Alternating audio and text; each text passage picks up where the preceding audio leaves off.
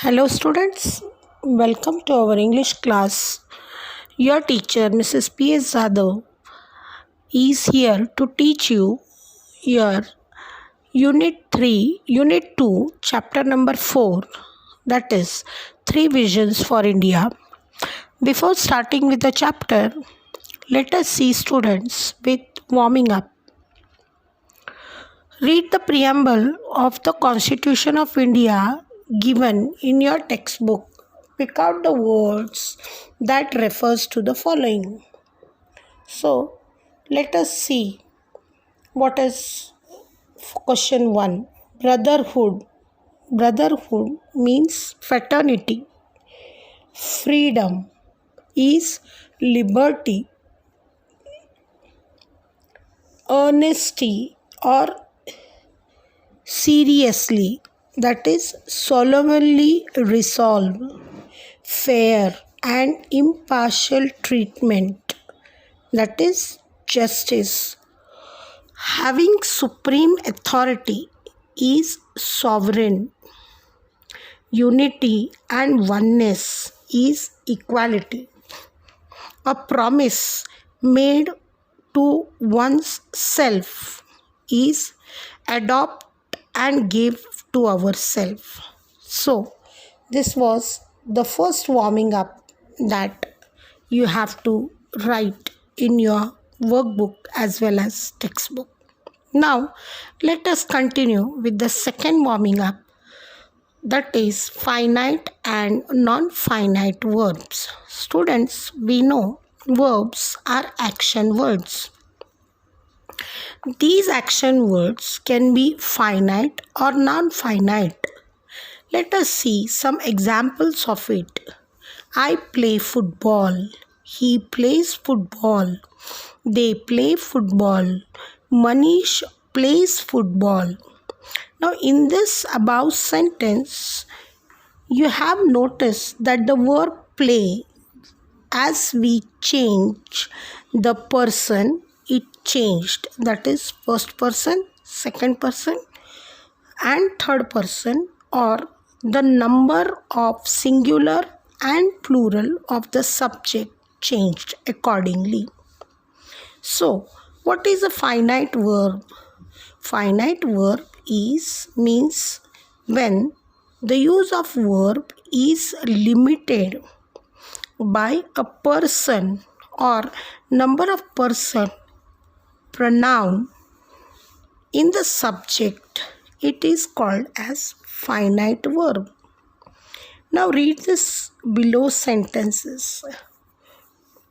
I like to play football. He likes to play football.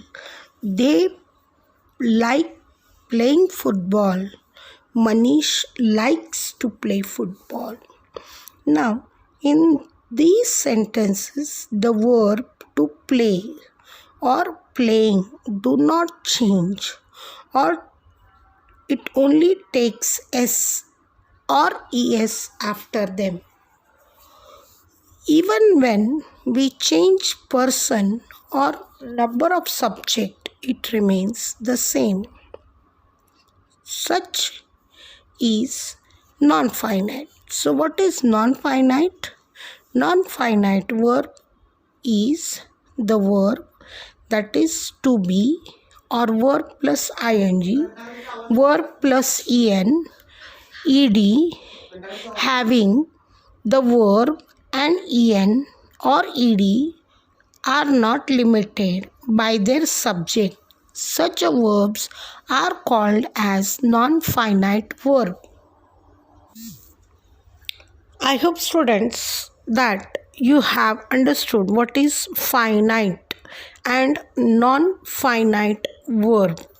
Now let us continue further with the lesson, that is Three Visions for India. Before starting with the lesson, let me give you an introduction to this lesson.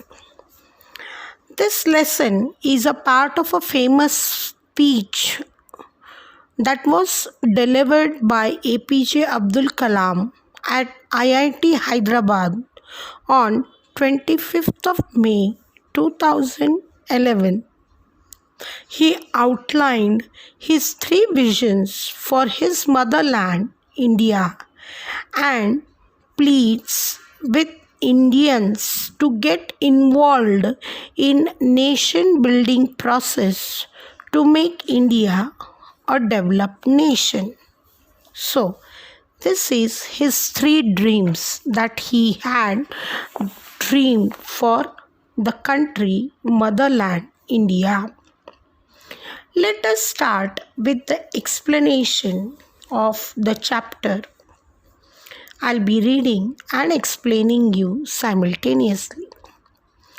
Dr. APJ Abdul Kalam, the father of India's integrated guided missile program. If you know the missile testing, he is called as a missile man. So he is said to be the father of integrated. Integrated means all together. Integrated, guided. He is said to be the guider. He guided for the missile program of India.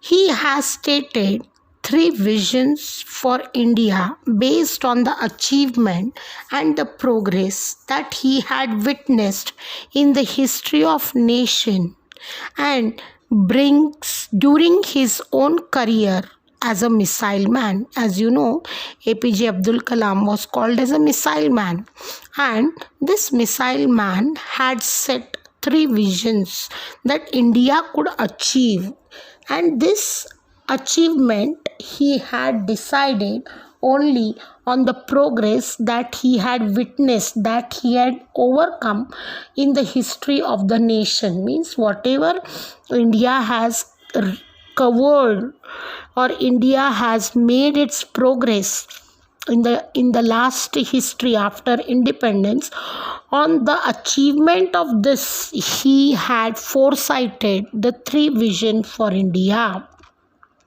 So, as a scientist, APJ Abdul Kalam was a man of great vision for India. And what are his three visions? That is, Dr. Kalam's three visions for India are freedom, development, and standing up. So, these are the three visions that he viewed for the country. The focus of his presentation is on developing the India to its fullest potential. So he had focused on the most important aspect, that is India will be a developed nation. It would be developed in all potentials. Potentials means all the capabilities or all the abilities of India would be developed in next coming years. While standing up to the rest of the world, means unlike the other countries in the world, India would also be, or it would also become, a fullest developed nation with its full potentiality, with its full capacity, with fully validated self-respect. Fully validated self-respect means self-respect, validated means confirmed with proof, means it would show its confirmation, it would show to the world with its proof that it is a self-respected country and would achieve achievement that have been obtained in the modern times. In the modern times, India would achieve a good self-respect for herself. So these are the three visions that he had set. Let us see one by one. If we are not free, no one will respect us. Okay, that is freedom. See students, freedom is the one which we enjoy to the fullest aspect. But imagine 150 years ago, when British were ruling on us, we were not free. And so we fought for the freedom of our country. And so If you imagine, in those days, we were not treated with the respect by the Britishers. Same here, he is explaining. If we are not free, no one will respect us. So, let us see the further paragraph. I have three visions for India. In 3000 years of our history, people from all over the world have come and invaded us. So, history itself, students, people from all over the country since last 3000 years, we know that there were many rulers who came, who attacked India, who took the land of India, who ruled on India, who captured the land of India. They conquered India. Not only India, but Indian people they conquered and they ruled on us. So, from Alexander onwards, the Greek, the Portuguese, the Dutch, the French, the British, all of them came and looted us and took over what was ours. So if you know that these foreign rulers, they were greatly attracted by the wealth of our country, and so the prosperity invited them to come to India. They came, they conquered our land, they conquered our minds, and what they did, they looted the India, the prosperity of India like anything. Yet, we have not done this to any other nation. Many rulers, they attacked on India, they came, they ruled on us, they took everything out of us. But we never did the same with any countries in the world. We have not conquered anyone. We have not grabbed their lands, their culture, their history, nor we have tried to force our way of life on them. So if you know that British, Dutch, Portuguese, they always tried to force their culture, their way of life on Indians, but we never did so. Why we did not do this? Because we respect the freedom of others. As we respect the freedom for ourselves, we respect the freedom for others also. So, in that way, if you see, we always respected for the freedom. So, what the author says, that is why the first vision of APJ Abdul Kalam's India for India is freedom. What APJ says, I believe that India had its first vision of freedom in 1857. As you know, students, the revolt of 1857, where we Indians had our first battle, first war of independence. We fought against the British 100 years before what we achieved the independence. Okay, so that was the first war of independence because we always believed in the freedom. It is this freedom that we must protect and nurture. So many years ago, say hundreds of years ago, we fought for our independence. And after getting the independence, after getting the freedom, it is our first and the moral duty is to protect and nurture. Nurture means develop. Protect, nurture and build on means keep on the freedom for us. If we are not free, no one will respect us. So it's very right. If we are not free, no one will respect us. Now, I hope till here it is clear to you. You have understood. This was the first vision of APJ Abdul Kalam for his motherland, India. The second vision for India is development. Most important vision that he viewed for India is development. For 50 years, we have been a developing nation. It is time to see ourselves as a developed nation. So, after independence, after 1947, we were not even self-sufficient in producing our food grain.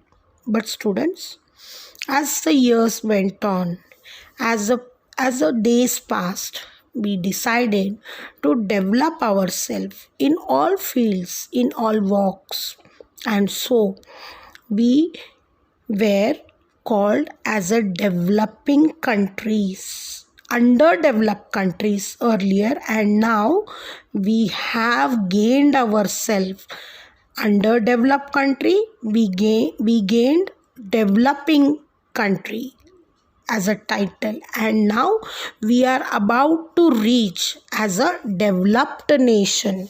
We are now going to reach among the top 5 nations of the world whose GDP, that is gross domestic product, is up to 10%.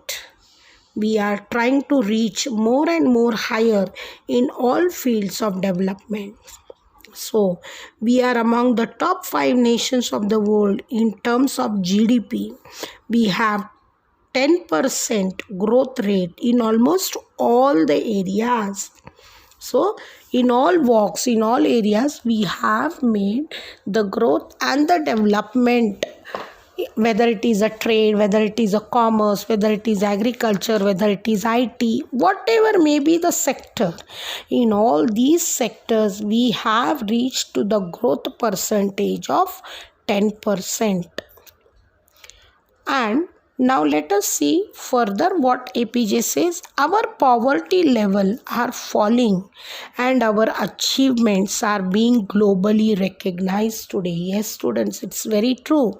The poverty level in India is going down. The per capita income of every person in India is increasing, and we are now known throughout the world. Globally, we are recognized today. Means we are noticed and we are accepted throughout the world today.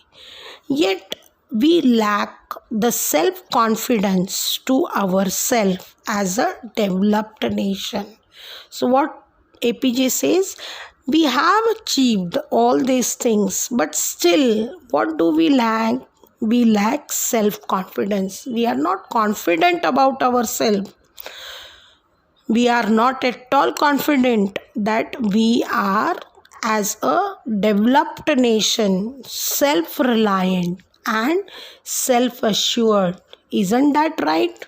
So, we are still not ready to accept ourselves that we are not self-confident, we are not self-reliant, we are not self-assured, we are not ready to accept it.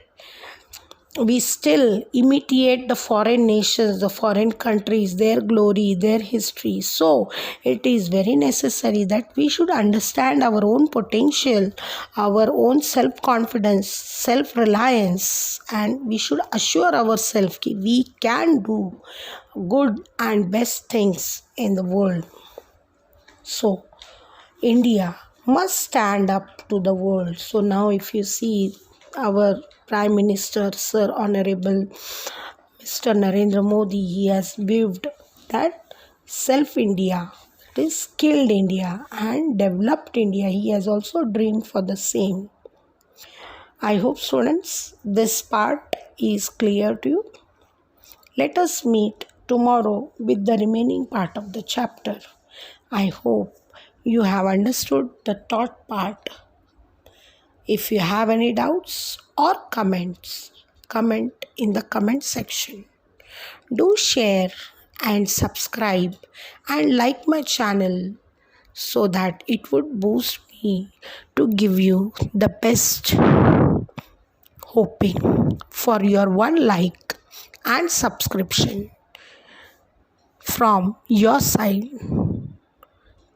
Till then, thank you. Goodbye.